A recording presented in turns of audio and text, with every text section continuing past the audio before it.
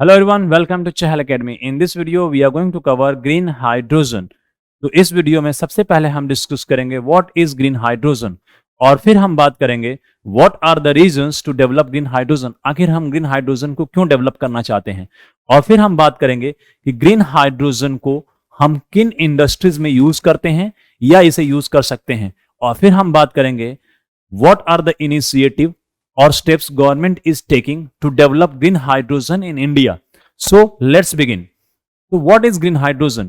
Basically, green hydrogen is a energy source which is produced without emission of carbon or greenhouse gases. Means कि इसमें जो hydrogen जो produce किया जाता है, ये हाइड्रोजन को प्रोड्यूस करने के लिए किसी भी टाइप के कार्बन एमिशन, CO2 एमिशन और ग्रीन हाउस गैस एमिशन नहीं किए जाते हैं। सो ये हाइड्रोजन किस तरीके से जनरेट किए जाते हैं? सो बेसिकली हम जानते हैं कि वाटर का केमिकल फॉर्मूला होता है H2O, मींस पानी हाइड्रोजन और ऑक्सीजन से मिलकर बनता है।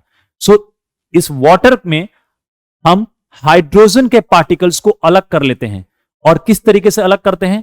इसे बेसिकली इलेक्ट्रोलिसिस ऑफ वाटर के प्रोसेस से हम अलग करते हैं, मींस इलेक्ट्रोलिसिस प्रोसेस से।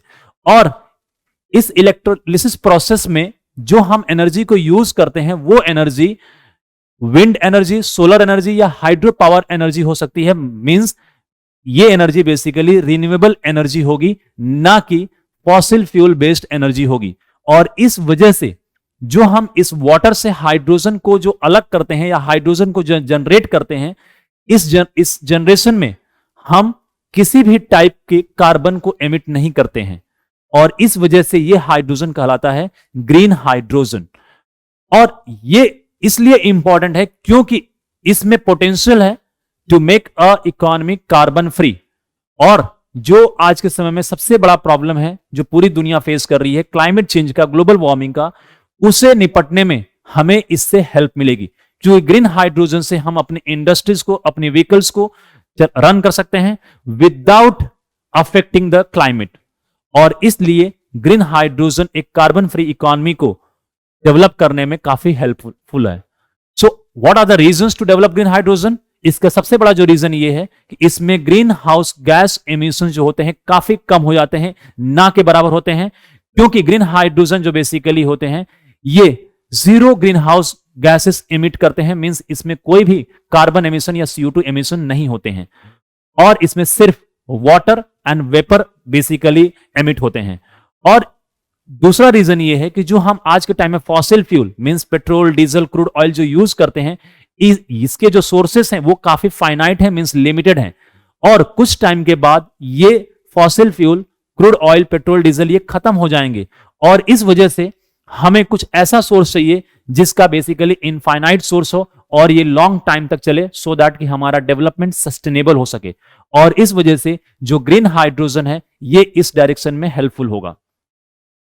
उसके बाद इंटरनेशनल रिन्यूएबल एनर्जी एजेंसी के हिसाब से रिन्यूएबल एनर्जी सेक्टर अब तक 2018 तक 11 मिलियन पीपल को एम्प्लॉयमेंट प्रोवाइड कर चुका है और bye 2050 it has a capacity to provide more than 42 million jobs worldwide। और इससे हमें कार्बन फुटप्रिंट को कम करने में भी हेल्प मिलेगा। मींस जो कार्बन जो जनरेट होगा और एनवायरनमेंट को जो अफेक्ट करता है कार्बन, वो भी कम होगा ग्रीन हाइड्रोजन के हेल्प से।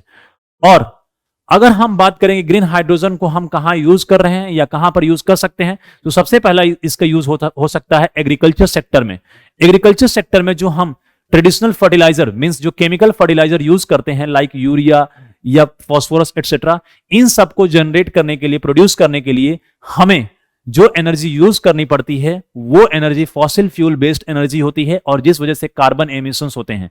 लेकिन अब हम जो फर्टिलाइजर्स जो प्रोड्यूस करेंगे उसमें ग्रीन हाइड्रोजन को अगर यूज करते हैं तो एनवायरनमेंट अफेक्ट नहीं होगा और इस तरीके से हम basically without affecting the environment हम फर्टिलाइजर्स बेसिकली प्रोड्यूस कर सकते हैं और इस तरीके से हमारा एग्रीकल्चर सेक्टर भी डेवलप होगा और एनवायरनमेंट भी हेल्दी होगा। और ट्रांसपोर्ट सेक्टर में भी इसे यूज किया जा रहा है और इसे हम कर सकते हैं by using the hydrogen fuel cell. So hydrogen fuel cell basically जो केमिकल एनर्जी होती है हाइड्रोजन और ऑक्सीजन को, उसको कन्वर्ट कर देती है इलेक्ट्रिसिटी में और वाटर एंड हीट में। और इस तरीके से हाइड्रोजन फ्यूल सेल बेसिकली हमारे व्हीकल्स को, ट्रांसपोर्टेशन को इस तरीके से विदाउट कार्बन फ्री बनाने में हेल्पफुल होगी। और हमारे जो व्हीकल होंगे वो जीरो कार्बन एमिट करेंगे ग्रीन हाइड्रोजन को यूज करने से, और इस तरीके से पोल्यूशन लेवल भी काफी कम हो सकता है। और अगर हम बात करें कि इंडिया ने क्या इनिशिएटिव लिए हैं ग्रीन हाइड्रोजन को इंडिया में प्रमोट करने के लिए, सो इंडिया ने 2021-22 में हमने नेशनल हाइड्रोजन मिशन लॉन्च किया था, और इसमें हमने बात किया था कि इंडिया को हम ग्लोबल हब बनाएंगे for green hydrogen. Means India में हम ग्रीन हाइड्रोजन को इस तरीके से डेवलप करेंगे कि हम ना तो अपनी सिर्फ जरूरतों को पूरा कर सकें, बल्कि इसे हम एक्सपोर्ट भी कर सकें दूसरी कंट्रीज को।